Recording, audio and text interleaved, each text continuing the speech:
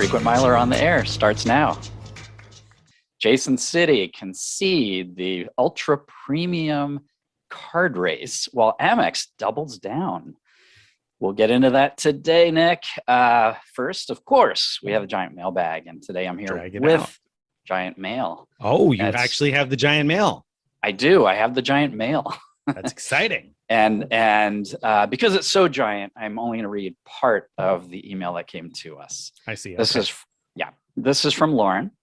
She says, I need to give some background first.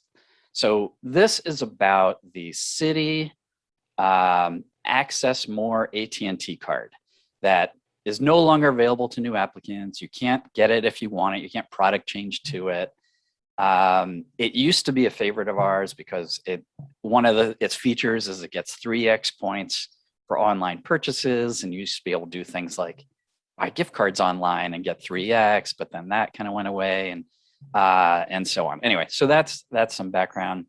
Lauren says, I've been contemplating canceling my Citi Access More card before the annual fee is due because the card is becoming less and less useful when more often than not, online shopping purchases do not earn the 3x bonus, and figuring out which ones do needs a spreadsheet and macros. And as an aside, I mean, this is true. Like, Citi has made it easy to see with some of their cards, like the Prestige and Premier and a couple others, whether you're getting bonuses on your purchases, but Access More, they've left out in the cold, and it's really, really hard to figure out. All right, back to the show. It's true. She says, even if taking into consideration the 10K extra points for 10K spend annually, it's still just a little better than a 2X Everywhere card, but with an annual fee of $95. So I've had it with this card and I'm ready to move on. Yeah, I think that's fair. I've questioned keeping it also because I'm not using it as much as I once did, and it is such a pain. I mean, I think if it were easier to tell which transactions were earning the 3X, I'd be more excited about keeping it. At this point, I've kept it and definitely questioned it myself, though, because it's such a pain to know, and things that you expect will be 3X aren't always 3X, and There's no recourse when they're not. It's just like, Citi just throws their hands up in the air like, oh, I'm sorry, it's online shopping, but it's not online shopping, and there's no real way to know. Yeah. So I've already switched my wife's Access More card to the no-fee AT&T card, and I'm thinking about doing the same for my own. And it's crazy for me to ponder that because I've sort of long held that when you have a card that's no longer obtainable, it can be worth keeping just in case there's some thing. So, for example, if some service comes out that lets you sort of manufacture spend online and it counts as 3X, I mean, that would be pretty exciting and pretty useful. So, what I'm interested in finding out today is that I saw a report from last night as we record this, I guess. So Wednesday night, that stockpile.com which is basically like a little brokerage, online brokerage, was allowing funding with a credit card. And so without a fee. And so that made me wonder. Yeah, it made me wonder. Craziness. It is craziness. And so I saw mixed reports in the comments as to whether a credit card worked or didn't work because they've gotten rid of the fee. And but I haven't had a chance to look into it yet. But that was one of the things I had in mind was I wonder if the Citi card would earn 3X because it's online. Sure. And so I thought about that. And there are other opportunities like that where maybe it could come into play and be useful, but it's definitely a lot of guesswork. And then if you do multiple transactions, I mean, good luck figuring out which ones are in the 3X. So but I've held it for the same reason as Greg. You can't get it. I can't get it back. So I can't change my mind later on. So that's been my major hesitancy, which is probably not a good reason to keep paying the $95 annual fee, right? Yeah, I don't know. I mean, maybe because of our line of business, maybe we should be keeping them just in case. I don't know. I mean, it's not like it's going to be relevant to all that many of our audience. Just those people who like us kept it because you can't get it anymore, right? And Lauren. And so, Lauren, I'm sure that there are some gift card opportunities out there that persist, but very likely few and far between and hard to scale and perhaps not worth it to you. So I totally get it. I don't know why Greg downgraded one to the regular AT&T card. Why did you do that instead of product changing it to a more useful Citi card? Is there a reason to have the Because AT&T card? this was on my wife's account. She already had all the useful ones, so there wasn't this one allowed me to change it without it changing the number, and I see. when the number changes, it can count as opening a new card and Right. might interfere with getting a new bonus and New things bonus like in that. the future. That makes sense. And retention offers, that's the other reason you might want to keep it, Lauren, is Citi has been great about retention offers in the past. They have very frequently in the past, and that card offered an additional 2x on up to like $17,500 spend or something ridiculous like that. So then you're looking at 3x everywhere, plus the extra 10,000 points if you spend $10,000 a year. So then it could work out to be a great point generator. So it's worth calling Citi and saying that you're thinking about canceling and see if you can get a retention offer before you just product change or cancel it. That's a really great point. Yeah. The downside of doing that, which I know from firsthand, is then you keep it and forget to cancel it the next annual fee. True. Good luck with that, Lauren. Better organized than I am. All right. So I guess that brings us then to what crazy thing did Amex do? What did they do? Yeah. So when I log into my Amex account, and this is still happening, I noticed it July 1st when all those Amex Platinum changes happened, but this is still happening. I log into my Amex account, look at my regular Amex Platinum card, and down below, like or I should say above Amex offers, there's a little section that's like an ad for referring friends. And it says I can get 30,000 points. Plus there's like this added 4x points per dollar part of the offer. If I, refer friends and they get 125,000 points for the Platinum card, which would be amazing if it wasn't for the Resi offer, but that's another story. So anyway, just remember that section said I could get 30,000 points for referring a friend. And then an inch below that is the Amex offer section. And in there is an offer, refer friends, get 45,000 points. What? So the friends get exactly the same offer.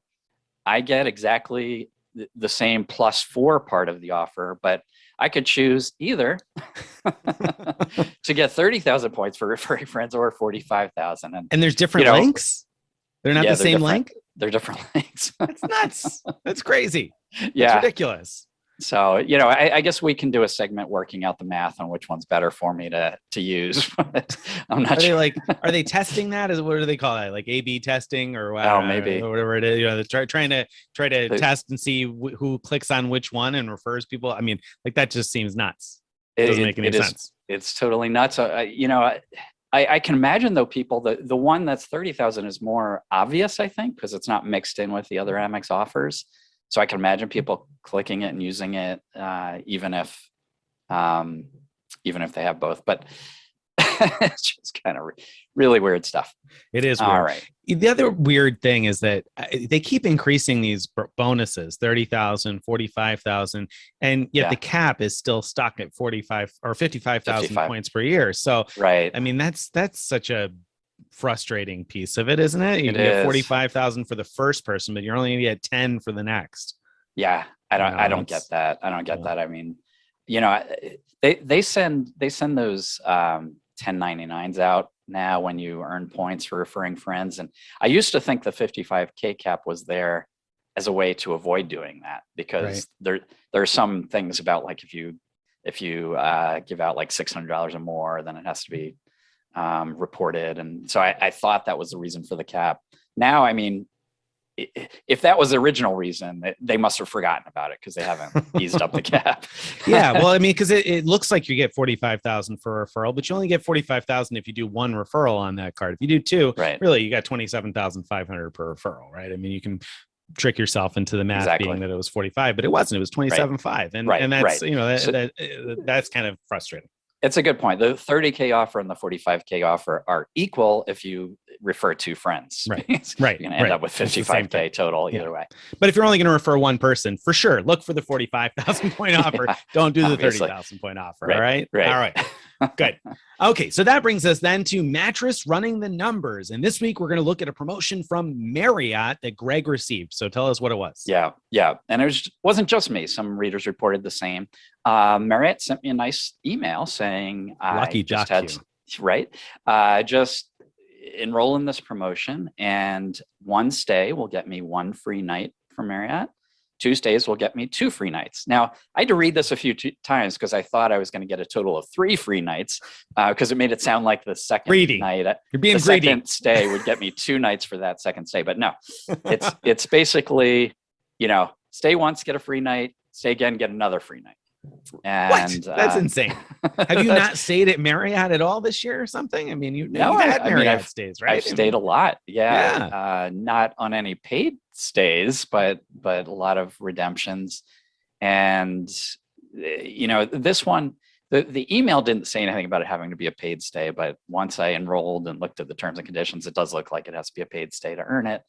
Still, basic idea, even if I don't have a good use for it coming up in the time frame that's allowed, I could just go check into the cheapest Marriott I can find, get 1 free night, and then do that again. Just not the very next night because it would count as the same stay that way. No, what's up with the free night? I mean, it's not a free night anywhere, right? What's the limit on the free night? It's the standard 35K free night certificate. All right. So, and you've determined in the past that those free night certificates are worth about $200 bucks or so, right? Which on average, which varies, I mean, sometimes you're obviously going to get much less, but I used one actually just this past weekend. We stayed at a hotel on the 4th of July and the hotel price would have been $331, used a 35K cert. Boom. So, I mean, you can certainly get better value. And the night before, that particular hotel was like $485. We didn't stay that night, but same thing, could have been booked with a 35K cert. So, you pick and choose, find the right situations. Those 35K certs can be valuable. How long is the certificate good for once you I didn't see that detail, but usually with Marriott they're a year, so that's what I'm assuming. All right, so is it mattress run worthy? Would you go and check into a cheap Marriott just to get the 35K cert? Definitely. I have a few hotels that I like going to repeatedly, and they're both frequently available for 35K or less, and so and they tend to price in the $300 and up range. And it's kind of a no-brainer to me that we get the certificate and I'll use it. The tricky part to using it though, like if I want to book a stay for next summer, which I would love to do, using a certificate that's going to expire next summer is risky if I don't know for sure I'm going to be completing that stay, because I'll go all the way till next summer thinking I've used a certificate. Then I'll look at the stay and say, oh, you know what? I need to cancel that. And then I get that certificate back. It's only good for another 2 weeks or whatever.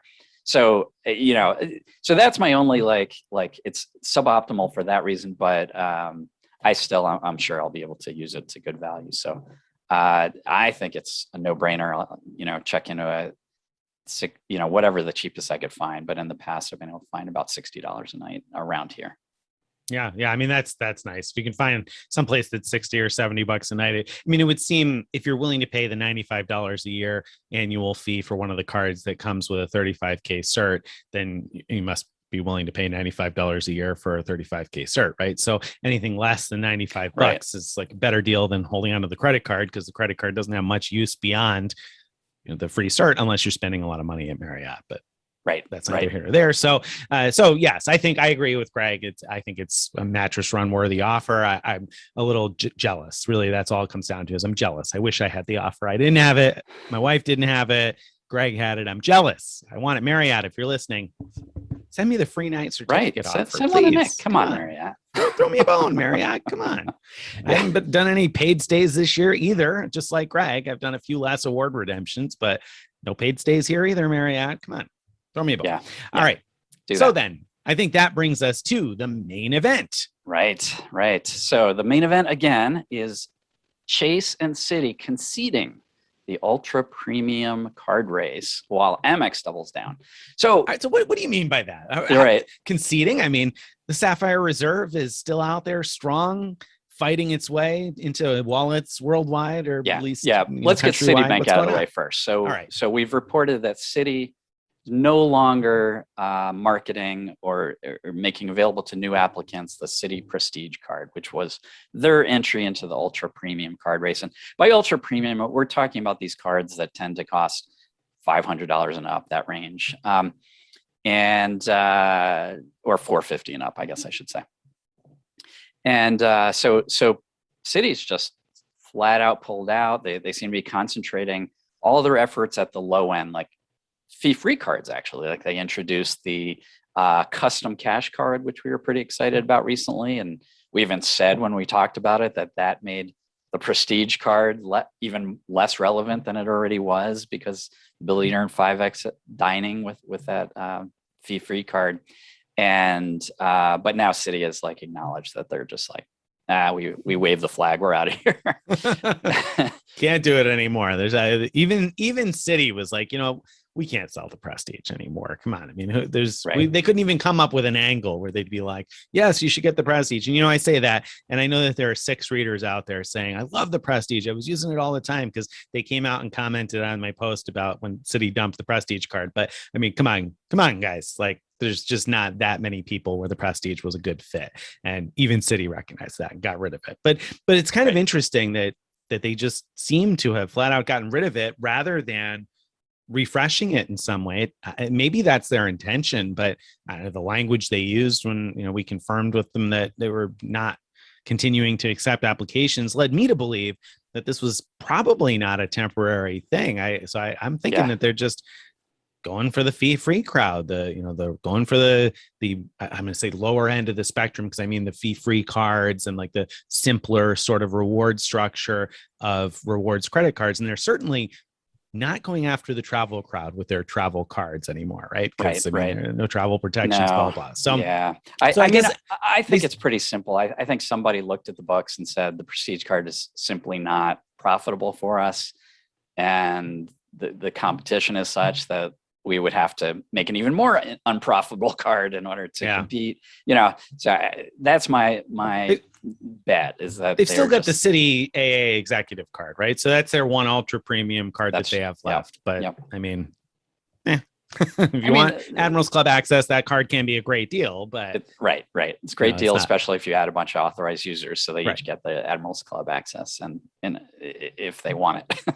But they're not really competing for the same crowd of people that the Amex Platinum card is anymore at all. No, correct. They're out. Okay. So Chase, it's a more complicated story, right? So Chase is certainly not pulled away from the Sapphire Reserve in any way, but what they've done pretty clearly is focus all their attention on the Sapphire Preferred.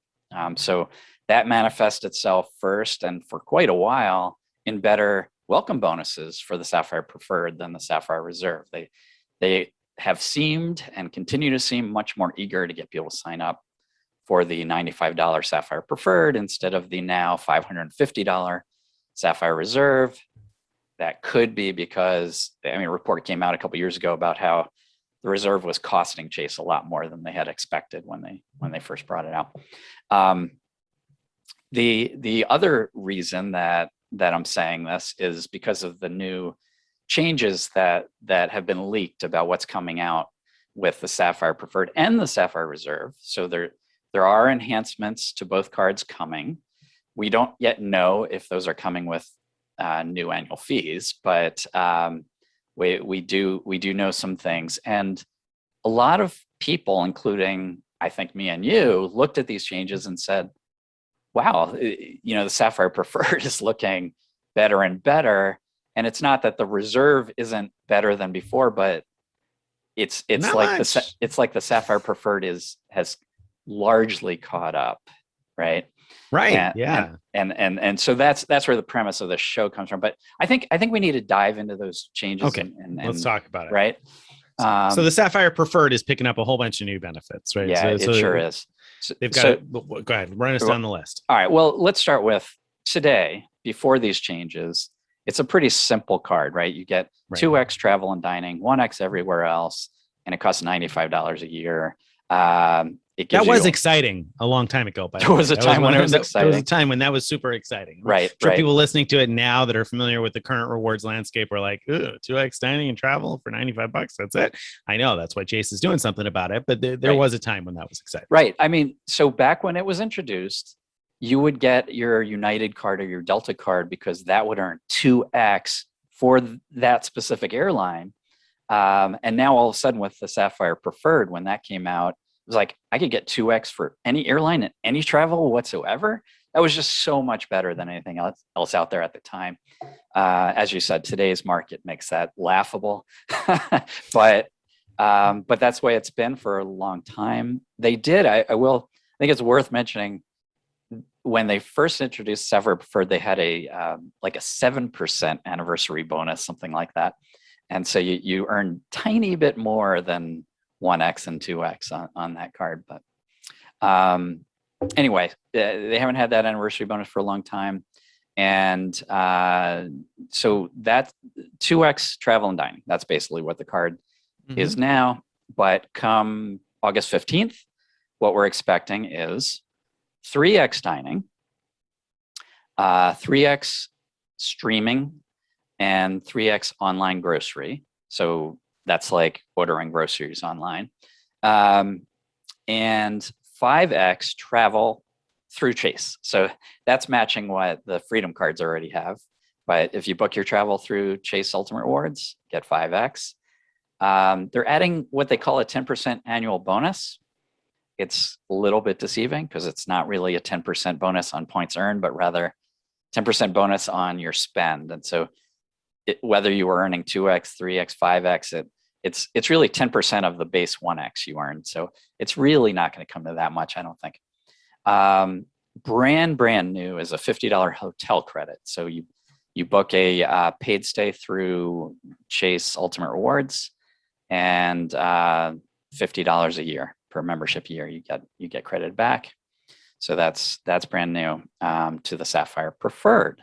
So I don't know. It becomes a pretty good card for things like if you're okay buying airfare through the Ultimate Rewards portal, which is generally an okay way to go because you still get airline elite benefits and everything when you do that. You get 5x, and if you use your card when you're dining worldwide, 3x, and no foreign transaction fees. I'm personally less exciting about the 3x streaming and online grocery because I just don't have a lot of those. Have some, but the 3x streaming, that doesn't excite me at all. The 3x online grocery, I don't know. I'm curious how it'll work out because I don't use Instacart or Shipt. I know some people use those, and so you'll probably be able to earn 3x on that. But like, for instance, where I live, there's a local-ish grocery chain, like a Northeastern grocery chain that offers online ordering and store pickup. So you order online and then you just drive up to the store and they load it into your car. And so it's, same prices as paying in the store. I think they charge you $5 for it, but it's a convenience store we're willing to pay the $5 for every now and then. So we don't have to spend the time walking around the grocery store. So I wonder if that will code as grocery for this. Of course, if it does, it would probably code as grocery at 4x on the gold card also. So that, if you're going to have the Amex gold card also, then I guess this wouldn't be particularly exciting. But if you're not also going to be invested in the Amex ecosystem, then that could be a decent little benefit there for people who do that sort of pickup of grocery pickup. Maybe. I don't know if it'll code at 3x, but possibly. It seems reasonably likely that it will. I guess, you're right. Time will tell. Time will tell. But in my perspective, the Sapphire Preferred isn't becoming a blockbuster card at this point, but only because there's so many cards out there that have these big multiples. Like you mentioned, the gold card having 4x, options, and other cards have 5x options, and so on. So it's not becoming necessarily a blockbuster, but it's sure becoming a lot better as a go-to travel card, I think, because there's just a lot more opportunity for point earnings with those different new options. And the $50 hotel credit could be a nice little perk if they don't raise the annual fee by $50. Yeah, I mean, I'd be really disappointed if they raise the annual fee by $50 for these changes, because most of those various benefits there in terms of the bonus categories are already available on the fee-free cards or on other cards that are $95 a year. So I wouldn't want to see an increase based on any of those things. And then I certainly wouldn't want to see an increase based on that $50 credit, because when you're booking through the portal, then you're giving away the chance to get elite benefits and hotel points, and you can't use your AAA discount or this or that. So, a lot of ways that won't work out to be worth $50. So exactly. I don't think that is a good reason to increase the fee. So Chase, if you're listening, don't increase the fee. But at the same time, it may save you something. And so that combined with the 3X dining, I don't know, I find this interesting as a catch-all solution for someone who's looking for one travel card to do it all, so to speak. This is actually pretty good now, because you get your one-to-one transfers to Chase's partners. You get your 3X dining, 5X when you're booking travel through Chase, which, like you said, great for airfare. And I guess if you're getting your hotels reimbursed and you don't care about hotel points and that sort of thing, then 5X through Chase might be okay for you in terms of a rebate to get. So all of those things I think are pretty good enhancements. I think they're a long time coming here. I think they're overdue because they made the Freedom Card so much better comparatively for a bit. So glad to see that stuff come to the Sapphire Preferred. So overall, good news there, I think. And for all these people who have recently opened it for the huge 100,000 point offer that has been available on it, I mean, fantastic news to get a much better card than they anticipated getting. Right. And, I think it's just worth mentioning too that it still has, it is a good travel card, and it's better now. So, and I say that because so many, other banks have backed away from offering good travel protections. Citi Preferred, the Chase Sapphire Preferred, it doesn't have as good as the Sapphire Reserve, but it still has very good when compared to other banks, travel protections. And now you're going to get 3X for dining, which is, I spend a lot on dining when I'm traveling. That's sort of inevitable. See, now this was going to be part of my post roast, so I'm glad that you mentioned it. So I'll just skip right to the post roast and then come right back, because you said in the post, and you said a moment ago, that the 10% annual bonus on your spend shouldn't matter very much because who's spending that much on this card? And I was thinking to myself, you've said lots of times before how much you spend on dining, Craig. So if you spend a lot on dining each year and you spend a fair amount on travel, your 3X on dining, your 2X travel, 5X travel through Chase, et cetera. I mean, you might spend a fair amount on this card, and that 10% will add up, no? Well, I mean, so what you're talking about is getting 3.1X instead of 3X. So it's a tiny fraction. Spend enough, right? Every $10,000, that's like another 1,000 points, right? 1,000 points. It's like $10. Oh, come on. It's 1.5 cents. Come on now. But yeah, you're right. It's not super consequential, but being able to spend on dining on this card worldwide and get the 3X without the foreign transaction fees, that's excellent too. So, and granted, it's probably worth mentioning that the Citi Premier offers that also, and offers 3X at grocery stores, not only online grocery. So that's one area where I feel like Chase was a little behind there. I wish they would have made that match the 3X in-person grocery rather than only online. Right. And online may be useful, like I said. I'm maybe happy with that, but I would have preferred to have seen just 3X grocery. They could have gotten rid of the online streaming for all I care. Agree. Most people just don't spend enough money on streaming for streaming to be a bonus category that is worthwhile. Obviously, people don't realize that, or the banks think people don't realize that, because man, they love to push these streaming bonus categories, don't they? I mean, that's what banks have realized is we can offer pretty much any multiple for online streaming because people aren't going to go crazy with it the way they would with a grocery category bonus. Right. And I guess it seems appealing because they know most people are spending something on online streaming services, or at least most millennials are spending something on online streaming services. So I guess it's a bonus category that seems universal, but man, it's just such little spend goes into that probably in the overall scheme of things. It sure is. Yeah. I guess what we need is giftcards.com or one of those to offer a streaming service where gift cards just stream into your just stream email in your box. inbox. That's how I like it. I like streaming gift cards. So yeah, there we go. Or if there's some, entrepreneurial listener listening in today that wants to create a website that offers streaming gift cards, there you go. There's your $1 million idea. Yeah, that's not going to work, but let's not give people really bad ideas, to start the show. I think we need to talk about, okay. So the Sapphire Preferred, we've talked about all of its changes. Let's talk about the Sapphire Reserve now. So the Sapphire Reserve also gets some new bonus categories. As a reminder, the Sapphire Reserve currently gives you 3x for travel and dining. I want to say full stop, but it's not quite full stop because there's also like 10x for Lyft through March of next year or something like that. But what we're getting with the Sapphire Reserve is 10x for Chase dining. Does that sound awesome or what? 10x for Chase dining. I mean, I guess if you're going to spend money on things available on Chase dining, but Chase dining, I mean, correct me if I'm wrong, isn't it just like Talk, restaurants that are on Talk? Is that what it is? The Chase dining is like super expensive restaurants, right? Right. And it only gets you any points if you can prepay for whatever the thing is. So right. For example, like one local restaurant is on Talk, but it's only during like, special events that they let you kind of prepay for a fixed price meal. There's very limited opportunities, and at least in my area, to actually earn 10x. So yeah, that's right. That's kind of that's almost like streaming. It's just not something that. Although I don't know, maybe if you lived in New York and you eat fancy stuff a lot or something, maybe.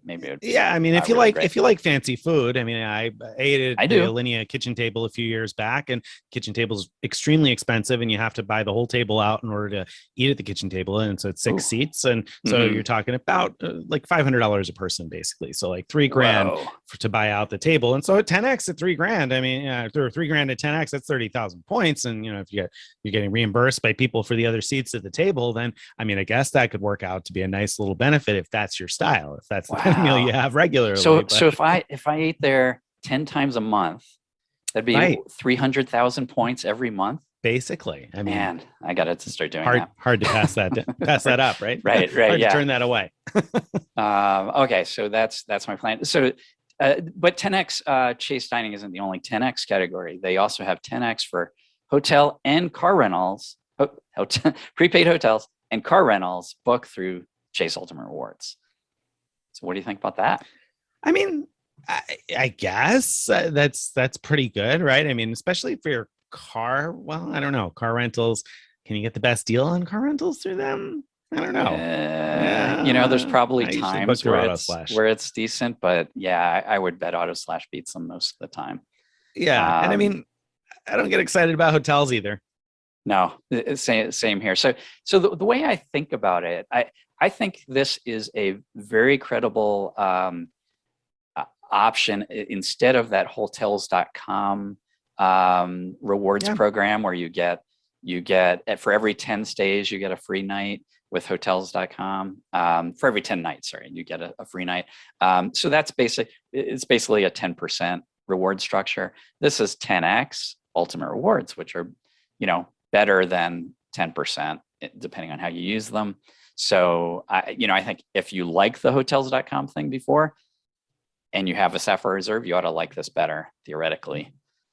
Theoretically, yeah. It's going to depend on pricing in terms of whether or not it's a better deal, whether or not the Chase prices are any good. But I think particularly if you're somebody staying in independent hotels, boutique hotels, things that are not part of a chain, and then if the pricing matches what you see elsewhere, I mean, great, get your 10x, right? Ding, ding, ding. Soup's on. Like, get your 10x if you can.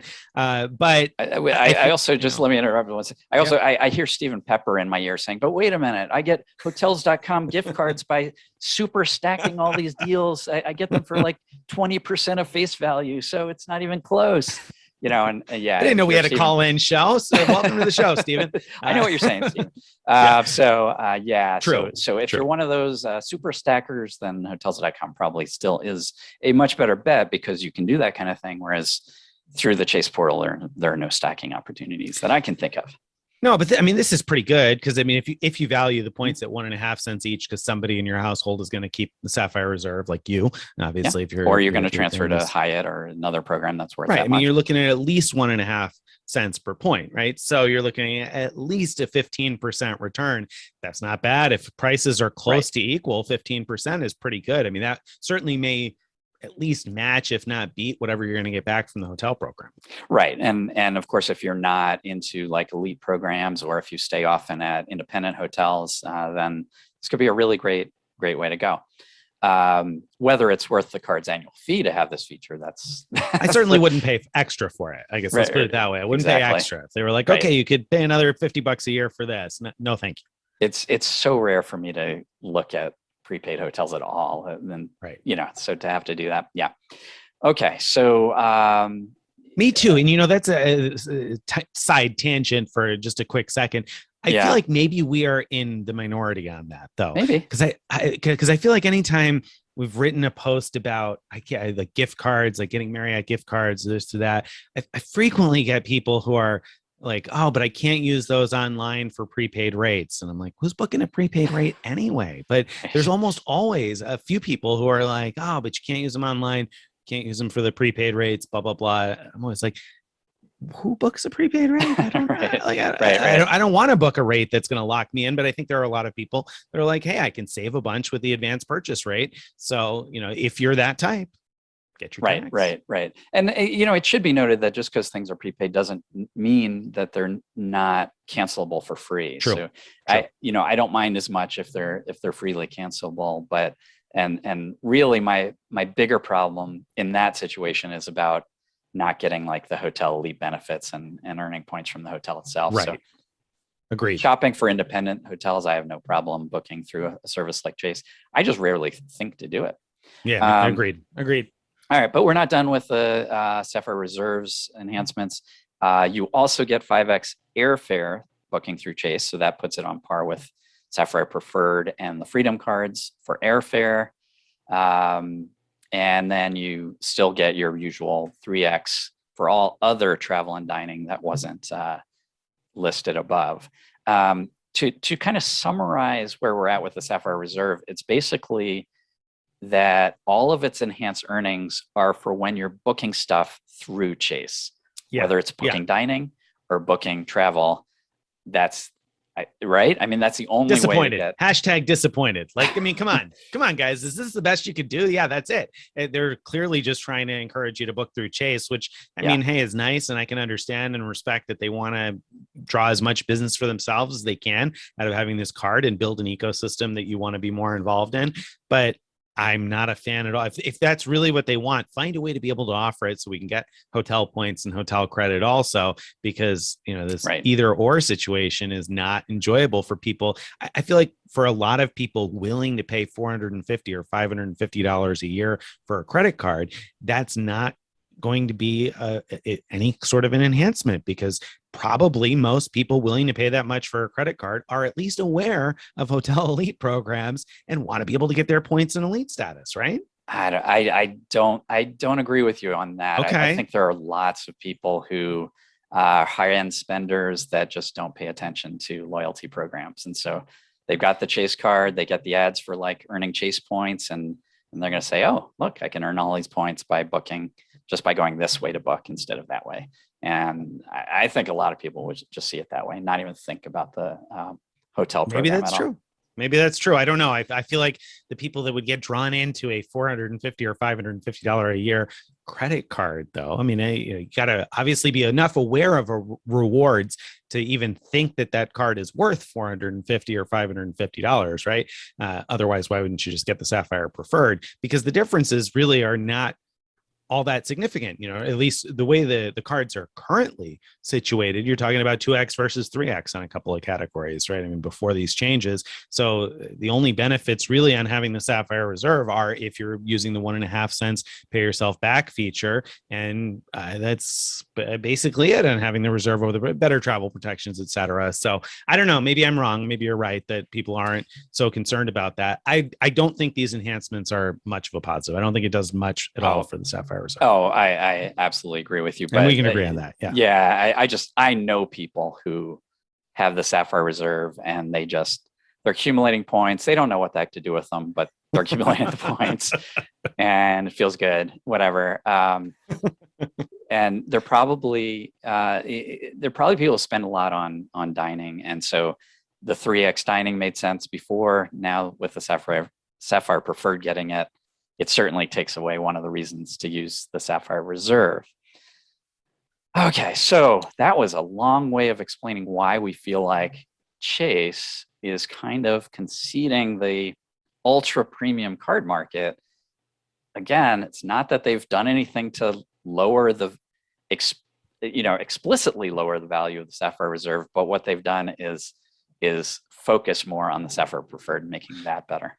I mean, they clearly, made huge enhancements to that card comparatively, put it more on par with today's Sapphire Reserve in terms of getting the 3x dining, and then adding the same 5x basically on flights through either one of them, right? So, I mean, if you're going to book flights through the Chase portal, you're going to get the same 5x either way. So I just don't find the enhancements on the Sapphire Reserve to be any indication that Chase is fighting for those people who have now picked up an Amex Platinum card with 125,000 points and 15x on the couple of bonus categories, restaurants and small businesses, for the first 6 months on up to 25,000 spend, the current huge offer on the Amex Platinum card, and the big offers they've had on that card now for, getting closer to a year. It's been since last November already that Amex has had monster offers on the Platinum card, and Chase has just been sitting with their typical Sapphire Reserve offer. Nothing new, nothing really different.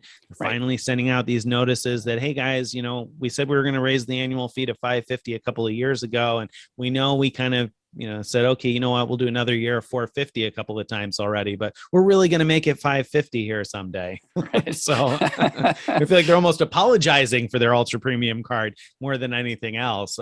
So they just don't seem to be fighting for those customers. They're fighting for the people who are also considering the other $95 a year cards. Right. So here's the story that I think is happening behind the scenes. I think in the around $500 market, a number of banks found this just isn't profitable to compete at this level because of all the perks they're giving out. And I suspect that has to do with, if you go further back in time, before all these like points and miles blogs like ours became popular, I think that like Amex had a lot of luck selling this like premium card to people just for the like, bragging rights. And I bet a lot of those people just didn't take that much advantage of all those perks. But now you have blogs coming out saying, here's how to get your $200, airline fee credits, even if you're not flying. And, basically explaining to lots of people how to get these benefits. And so there's a lot less breakage in those benefits than there used to be. That's my theory anyway. And so all these banks are seeing, these cards aren't all that profitable. So what does Citi do? Forget it. I'm out of here. What does Chase do? They say, well, let's kind of focus on our more profitable card, our Sapphire Preferred. What does Amex do? Let's charge more. Right? Let's charge more. Yeah, that's how we're going to make it profitable. We're going to charge $6.95. Now, they know that they're going to, not be able to keep customers if they don't give additional perks. So what they do is they load on perks that will have a lot of breakage, because they're so darn specific. I mean, they're super valuable for the people who sign up for Equinox anyway. They're super valuable for people who, need one of those 4 digital entertainment services that are available. But, those kind of things. But in general, even though there's something like $1,400 of rebates available per year to the card, most people are going to be getting far, far less than that back. And so I think Amex is making the bet this is going to be profitable now that there's going to be so much breakage and the $6.95 annual fee up front. And we're going to encourage everyone in the world to get one of these because we're going to give them outrageously big sign-up offers. And if that's not enough, we're going to give their friends outrageously high referral offers. So they're going to convince their friends to sign up for these cards. And that's what Amex is doing. Yeah. Yeah. I mean, it's amazing because, and by the way, don't refer your friends to the platinum card offer because they can get a better deal with the Resi card offer. I mean, Right. unless your friend is okay with getting an inferior offer so you can No, get some points. right. Refer your enemies. Your enemies, so that you get the referral credit and they get a suboptimal offer. Unless they want another card. If they don't want the platinum card, they want another card. Yeah, then great. Take advantage of your 45,000 point bonus if you're able to do that. Right. But yeah, I mean, that's another huge glaring difference, right? I mean, Chase has offered the same referral bonuses on the cards that offer referral bonuses for years. I mean, it's like 10,000 points a card or whatever. 20,000 on the ink cards, I guess. But the Sapphire Reserve hasn't even had a referral offer, right? Correct me if I'm wrong, but I don't think there's a referral offer at all in the Sapphire Reserve. There certainly isn't right now. I can't remember what. I almost feel like, wasn't there a time where you could refer from the reserve to the preferred or something like that? Or am I getting confused with a different? I don't recall, but Yeah, but it doesn't seem that they're encouraging you to refer your friends to that card. No. So that's another big difference between Amex and Chase. Chase definitely seems to be taking a much more conservative stance here in terms of not going after everybody, just the people who really want the Sapphire Reserve, because they're not offering any big welcome offer on it. They're not offering flashy new perks. This is a really muted sort of an offering in terms of the new perks coming out on it. So yeah, they just don't seem to want to market it. Maybe that's good. Maybe they'll keep it more exclusive and maybe it will have more of that status to it because people will be like, ooh, you've got a Sapphire Reserve. 8 people who found that card worthwhile. And people in our circles would be like, are you paying too much for your card?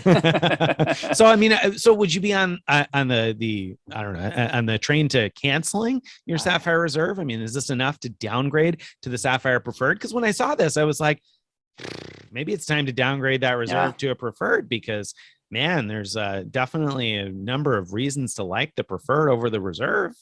Right. I've been thinking a lot about this, and I am very close to making that decision. And I'll probably, I was thinking I would wait till the next annual fee comes due, but I'm in a position where I could product change to a Freedom card and try to sign up for the Sapphire Preferred and get that 100K offer. So that's what I really should do. Whether I will, because I'm still juggling a bunch of other offers and things I've signed up for that are occupying that mental space that accumulates points. I understand. I understand. Yeah. I do feel like that's what I should do. And I should move to your approach, which is using the Ritz card to book travel to get the same best in class travel protections. And I think I'm going to be recommending to people who are, in this game, that if travel protections are important to you, and you don't have the Ritz card, you should be figuring out how to get it. And when I say it that way, it's because the way to get one is you have to have a Chase Marriott consumer card. There's one of a few options there, but getting the card could be hard to do if you don't already have one of those Chase Marriott cards. Then you have to wait a year after getting it and then call Chase and upgrade to the Ritz. So that's the process you need to do. You have to be under Chase's 524 to get the card. You have to get approved for the Marriott card. Get approved for the Marriott card, right? And then there's all these rules with Marriott cards about whether you can get the bonus if you have an Amex Marriott card. So we have multiple posts on how to know if you're eligible, and it's just complicated. So, but that's a path I'd recommend for people who want to have keep the travel protections, but aren't ready to commit long, have decided that the Sapphire Reserve is not the long-term play.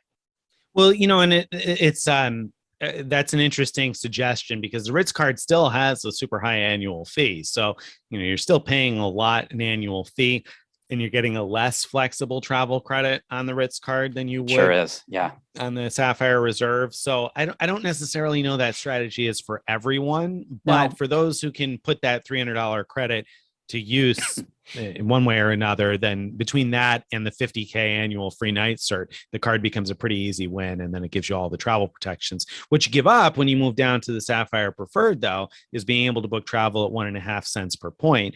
Because are you going to book travel at 1.25 cents with the Sapphire Preferred, or pay yourself back at 1.25 cents? Right. No, if I do this, then the card will be exclusively for transferring points to probably Hyatt. I was going to say airline and hotel programs, but Hyatt, and that is a that is something that makes me hesitate, and so I think that's really worth bringing up because of the pandemic and various things that have gone on. And well, when I say because of the pandemic, I have canceled, as you know, many trips. That includes Hyatt stays, and so I'm sitting on hundreds of thousands of Hyatt points. I don't near term need to, transfer more to my Hyatt account. And so I'm also sitting on United miles. I'm definitely not going to transfer United. So what am I going to use my Chase points for if it's not to either pay yourself back at 1.5 or to book travel at 1.5, which is what the Sapphire Reserve lets me do. So there's my dilemma. Yeah, and it is a dilemma. I think for most people, you have to just consider how often you use that feature, and I used it more often than I anticipated in the beginning. But then, of course, obviously through the pandemic, I haven't used it really at all. And so, now I'm sitting in the position where I'm like, I saw there was a business class fare sale to Europe the other day that was like $1,700 and change round trip. And I thought to myself, that's less than 120,000 Chase points, 60K each way, plus you'll earn miles. And so I definitely thought about it for a second or two, but I didn't book it. I just thought about booking it. So, I look at it and I say, well, if I'm only going to think about it, then it's probably not worth paying year after year. And now that I look at, if we do get charged the $550 at the next renewal, boy, the Sapphire Preferred is looking better and better to me.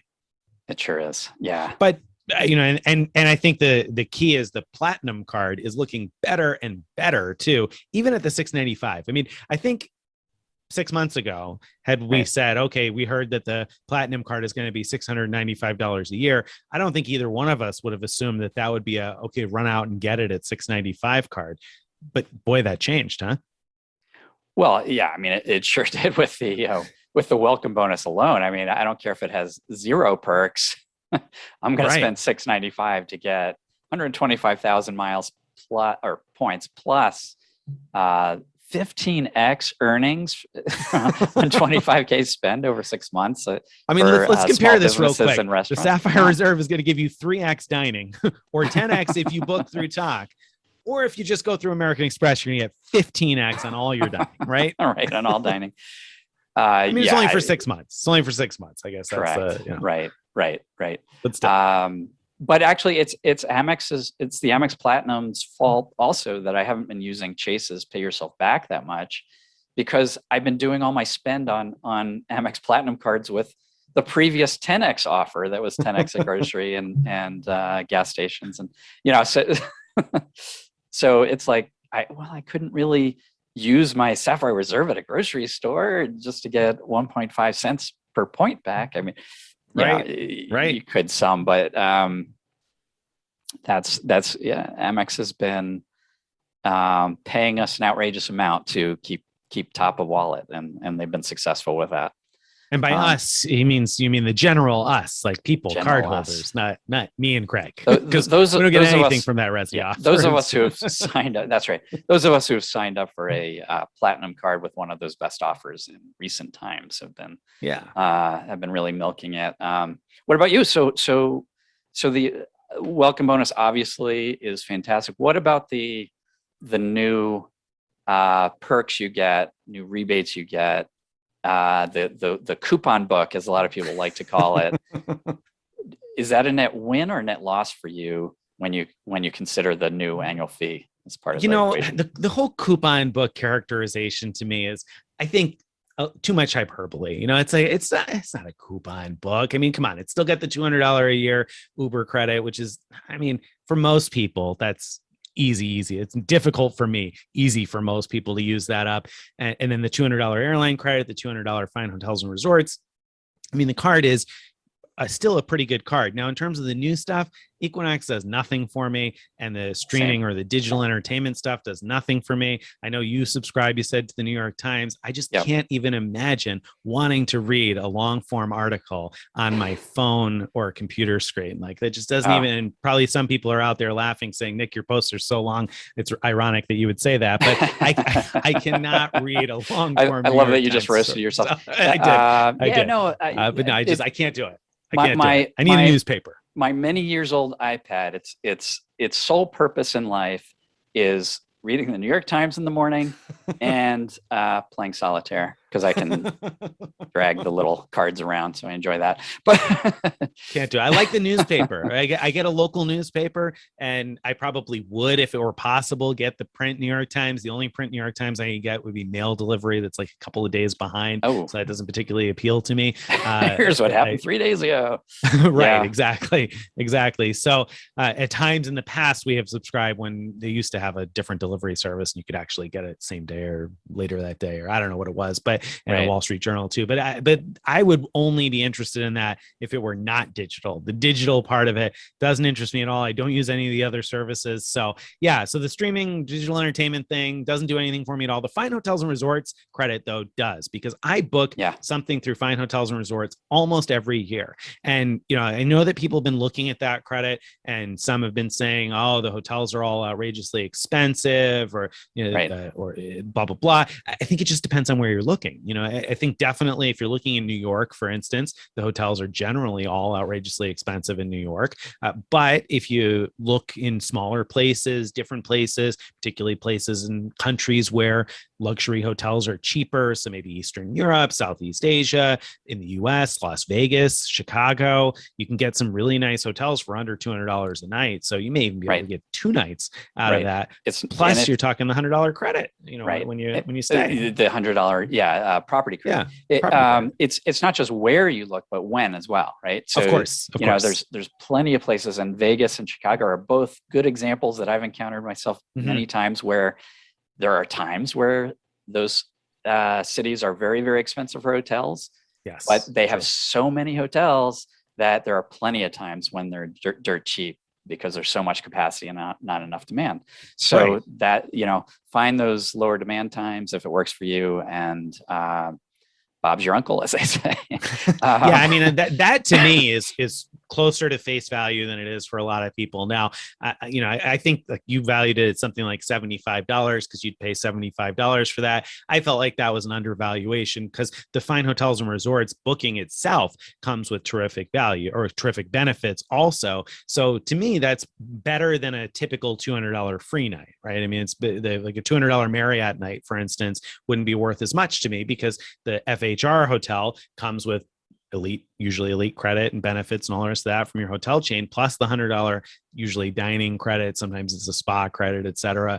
4 p.m. guaranteed late checkout, which you might have a hassle with some chains even with your elite status getting a 4 p.m. checkout, but you book through FHR, and I've never had a problem getting my 4 p.m. checkout. So I enjoy booking through FHR without that credit. Now that they have that credit, I'm definitely going to look forward to a weekend stay where we put 2 of these back to back for $400 worth, get 2 nights and the $100 credits and the late checkout and the breakfast for 2. To me, that's a great benefit. So how much do you value that benefit? So how much would you pay in advance for that $200 benefit? I mean, it's a good question. I know that that's your metric for it, and that's a good metric. I think I'd be willing to pay more like $125 if I were saving $75 a year on that. I feel like that's a pretty darn good deal. $150, I feel like you're starting to like push the boundaries of, you wouldn't really spend $150 to save $50 to maybe save $50, right? But I think $125 is a more realistic valuation, because I think it's a terrific benefit. So that puts me pretty close, right? Because if I value that at $125, the card is now $145 more expensive than it used to be. So if I can find $20 in value out of whatever else, then I guess it's a win. I mean, I told my wife about the new digital entertainment stuff, and she's like, well, if it doesn't cost anything extra, I guess I'd subscribe to Audible and blah, blah, blah. Yeah. And so Yeah. maybe we'll get $20 worth of enjoyment out of it. I actually like Audible. I'm glad that we'll be able to get it for free. I used a different credit that I had from some other thing to prepay for a year of Audible already, so I can't use that right now. But I think that's really nice. It's great for driving trips to be able to download those books ahead of time. Sometimes my wife and I will actually just listen to books together and sit out on our porch, listen to a good book. So that's a good thing too. Okay, so you're right at the edge, even without being able to use those other credits. I mean, without being able to get much value from those other credits. Right. I mean, and when I look at that and I say, okay, like the Audible would essentially be free, right? And then still you'd have money for other streaming services. Right. Audible would basically be free for the year. Yeah, you're covered by Peacock TV. By that credit, and get some Peacock TV too, right? So I could subscribe to those things for free. Now, I'm not subscribing to them now, so they're certainly not worth anywhere near face value to me. Right. Sure. But $20 a year, $2 a month, would I pay $2 a month for those things? I mean, I don't know. Maybe I wouldn't pay $2 a month for them right now, but maybe I'll get more than $2 worth of enjoyment out of them. So I think it's potential. It's got good potential. I think that there's a good chance I'll keep the Platinum card around even at $6.95. Now, as you have noted, and lots of other people have noted, keeping multiple Platinum cards around becomes a pretty questionable value. It sure does, because those kind of things, it's very hard to, you don't want to sign up for the Peacock TV service twice. Right. You're not going to get value from that. So Right. There is a sort of diminishing returns. You can use the Fine Hotels and Resorts credit with both cards. So, you could, if you have a 2-night stay, you could book one night with one card and the other night with the other. Actually, I guess it just depends what you pay with, right? Oh, it is prepaid, so you would have to do it that way. Prepaid, you'd have to do it that way, yeah. Yeah. But the nice thing is that it should be pretty easy to stack those one night after another. Now, I've tried to do that in the past. I've done it successfully, not tried. I've done it successfully in the past with bookings that are paid at the hotel, but it always does cause a little bit of confusion because I'm like, okay, I want to pay for this first stay on this card and pay for the second stay on this other card, even though you've kind of merged them together and it's all one thing on your end now. For whatever reason, I wanted them on the separate cards. And so this takes that out of it because it's prepaid, right? So right. So you don't have to worry about more straightforward. Any of that front desk stuff.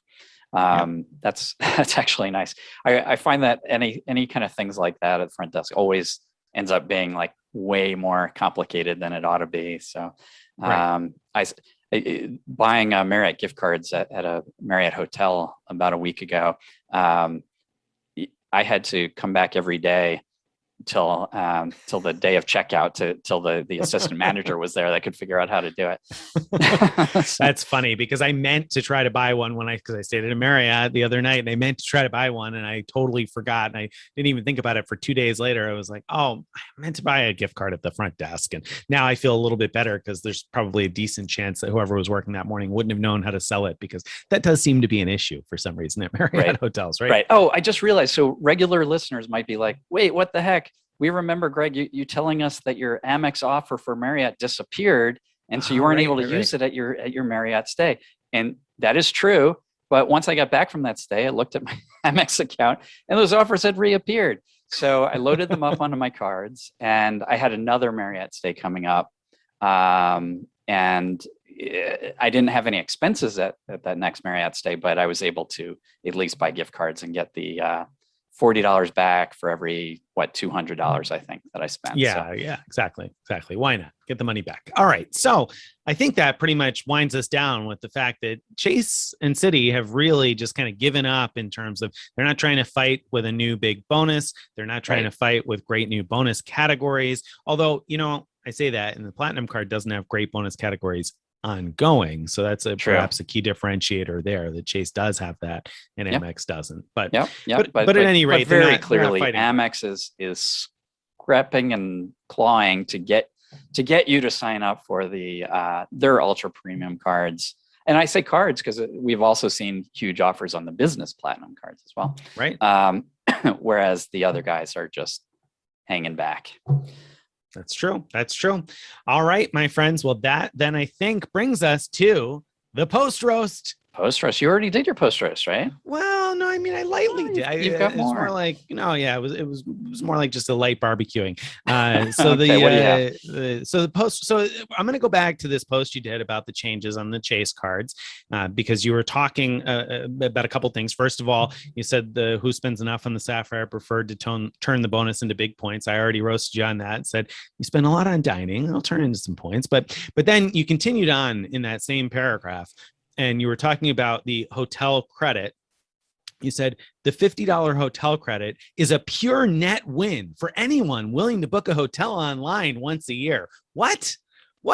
If you're willing to book a hotel online at Marriott.com or Hilton.com, booking at Chase is not exactly the same thing. It's not a $50 win. It's a $50 win for anybody willing to book a hotel through the Chase portal, not just online. Anybody who's willing to book through the Chase portal and give up the elite credit, elite benefits, AAA discount, corporate codes. I mean, that's not a clear win for anybody willing to book online. It's a clear win for just like a very small percentage of people. It's not a $50 win. Come on. Point to Nick. Point to Nick. Okay. All right. It was a poor choice of words on my part, clearly. All right. So and he already said that, really, basically. So I just re-roasted something that he admitted earlier. He just didn't realize he was playing into my roast. Right. Okay. My turn? It's your turn. Absolutely. Your turn. All right. So you published a Citi thank you premiere guide. And when I read the whole thing. Wow. And yeah, I read the whole thing. And way down at near the bottom, there's a section on sharing points.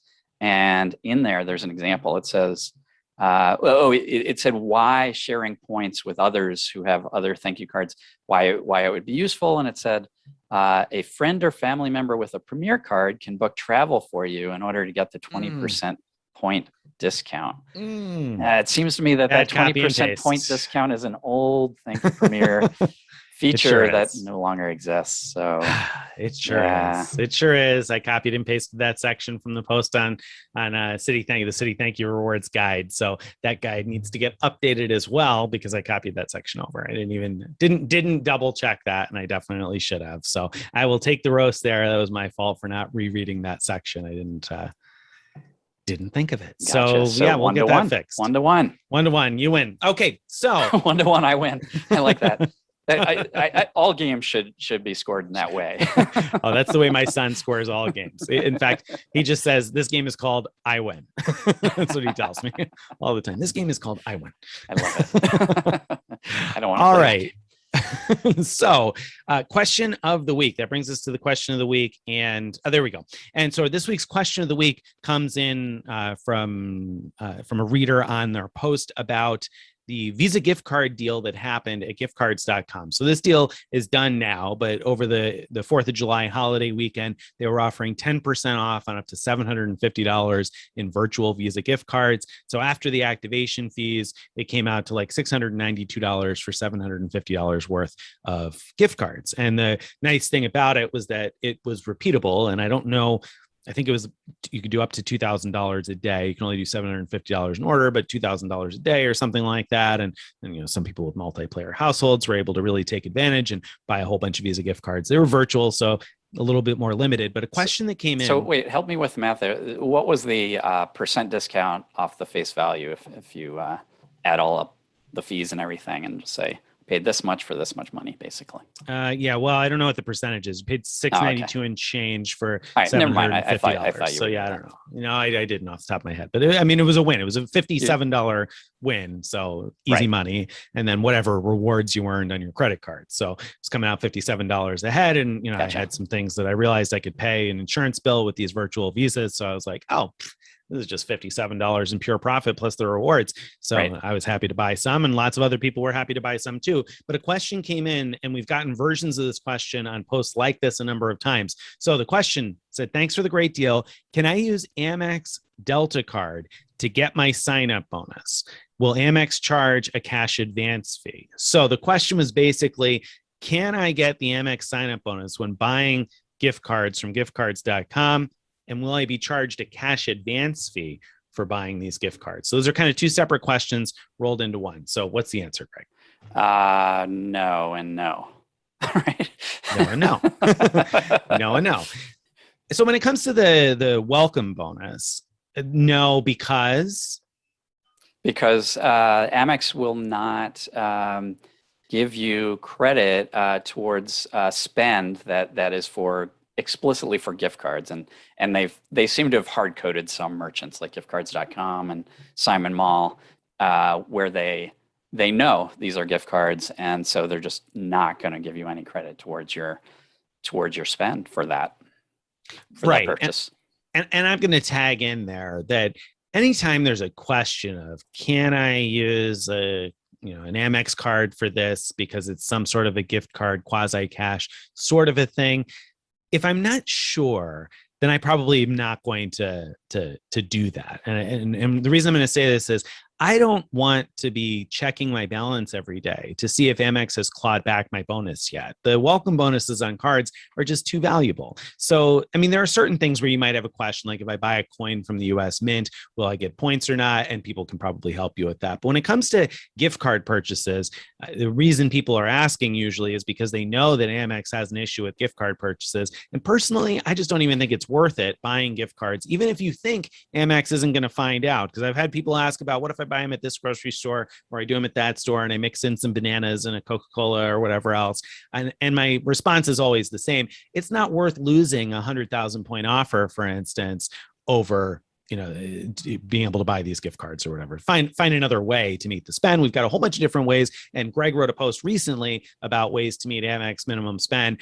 Don't do it on questionable stuff with Amex. Now, that's not to say ongoing you can't buy gift cards, because I think there's a misconception that Amex is more sensitive towards ongoing gift card purchases than they are. They seem like they will not give you rewards if you're buying from giftcards.com or Simon Malls. If you're buying at a grocery store, that kind of thing, that seems to generally slide through the cracks. Though I say generally because not always. There were times when they clawed back points on that Hilton offer, for instance, of last summer, where people bought gift cards. So there is some risk there, but perhaps less than what many people think, I would say in general. But again, for welcome bonuses, wouldn't bother. Cash advance, a lot of times people ask me that. Have you ever heard of gift card purchases coding as a cash advance? Because people seem to ask about that quite a bit too. Have you ever heard of any purchase counting as a cash advance on an Amex card? That's something No. I can't remember ever happening to anyone for any circumstance. I mean, it's like they either approve it or not, and then they either give rewards for it or not. It seems to be. I could be wrong. That's true. That's a great point. No, I haven't. But you're right. In general, even with other issuers, I can't think of anyone getting a cash advance fee when buying gift cards. I mean, I remember something at advance. Simon Mall that happened like for a hot minute at some point, I think, where people had gotten hit with a cash advance fee on like a US bank card or something like that. Okay. So there are some weird exceptions. But I mean, even that, it was like a short-term thing that was only for like a week or something, that there was a problem with it. And then it stopped coding as a cash advance, I think, if I remember correctly anyway. But yeah, generally speaking, no, buying gift cards is not going to incur a cash advance fee. I've not heard of that. Right. Is there a chance that Amex won't give you points? Yeah, absolutely. And on a Delta card, if you're trying to make spend so that you can earn those status boost things that Greg could tell you more about than I will, they're not going to count that spend when it's clearly like giftcards.com or Simon. They're not going to count that. Yeah, that's unfortunate. Yeah. All right. That brings us to the end. I think I want to thank you guys for being out there with us today. We always enjoy and appreciate having you here. If you enjoyed today's episode and you would like to read more about what we're talking about, you want to go to frequentmiler.com/subscribe. Again, that's frequentmiler.com/subscribe to join our email list. You can follow us on Twitter and Facebook. Join our Frequent Miler Insiders Facebook group. Wherever you're listening or watching, please hit subscribe, ding the notification bell, leave us a comment, give us a like, a thumbs up, a nice little rating. It always helps to have those kinds of feedback from readers, and maybe you'll get featured on a future episode on a reader feedback mailbag type of a thing. So please let us know what you're thinking. Thank you very much, and we will see you again next week. Thanks, everybody. Bye-bye.